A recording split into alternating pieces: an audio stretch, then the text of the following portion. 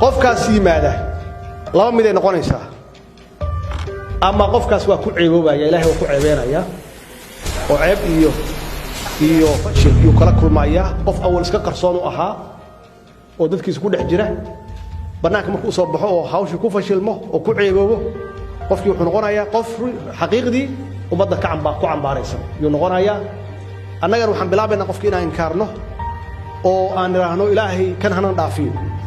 islaana dawyo ilaahay yaqaano rasuulka maxamed oo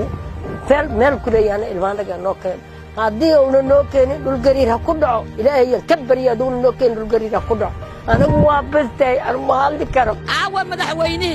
aawa rayla wasaari aawa xogaydagu islaan maniya ya ummadda nabi maxamed waa waray wala maxalay dhaqaalaad siisatay ay dhulku kula dhaqaa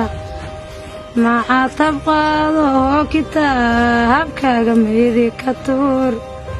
cudurka kan karana caafimaad lagugu sheeg dhacda xanuun badanna dhinacaaga lagu abuur alloob dhibsakeeya iyo hoydhiigsaan ku geli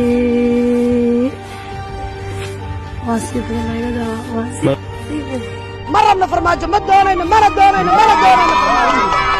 هذا قبل لقصر مواي مرة فرماجة عيالك يجي مالكم مشاقة مالكم ماقي أبين مهر قلم مالين مهر صلاة عيالك يجي مال الله يمشاقة الماء عرور بعنا مغن